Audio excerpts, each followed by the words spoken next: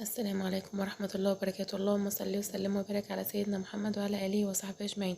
النهاردة هنعمل الكبدة المقلية في الردة بطريقة سهلة وبسيطة جدا.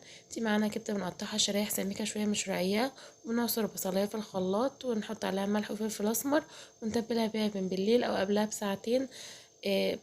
بتخليها بتساعد انها تستوي معاكي حلو وبتبقى متبلة حلو. هنا بقى هنجيب معاها نص كوباية دقيق ونص كوباية ردة، ونحط معلقة ملح، معلقة بصل باودر، معلقة توم باودر، وفلفل اسود، وسبع بهارات، وبهارات لحم. نقلب التوابل دي كلها على الدقيق والردة اللي احنا حطيناهم ونقلبهم مع بعض. بعد كده بقى ناخد الكبدة في التتبيلة بتاعة البصل ديت ونحطها في الدقيق على طول اللي احنا عملناه عليه الردة. اهم حاجة نقلبها عليها من جهتين كده كويس. يلا متنسوش اللايك والاشتراك في القناة وتفعيل الجرس عشان يوصلكوا كل جديد، وتثبت تعليقاتكم عشان رأينا بيهمنا طبعا.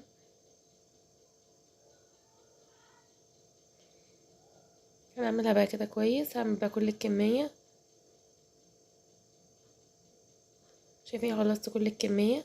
هنا بقى انا هقليها في الاير فراير. عايز تحمريها في الزيت على طول عادي مفيش مشكلة، بس هنا بتبقى اخف اكتر بكتير من الزيت.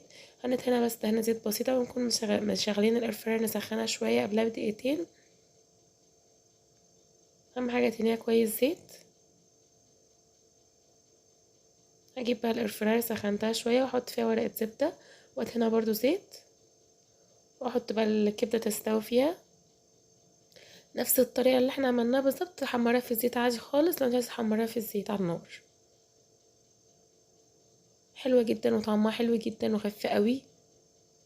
عايزة بقى تعمليها سندوتشات، عايزة تعملي جنبها مكرونة، عايزة تعملي جنبها رز معمر، ده حاجة براحتك بقى. هنا كانت اتحمرت الوش الاولاني، قلبتها على الوش التاني.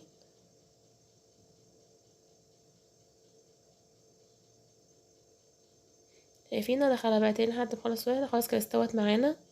شايفين عامله ازاي من جوه دايبه ازاي وطعمها حلو جدا. كانت سخنه قوي مكنتش عارفه امسكها. متنسوش اللايك والاشتراك في القناه والتفعيل عشان يوصلكوا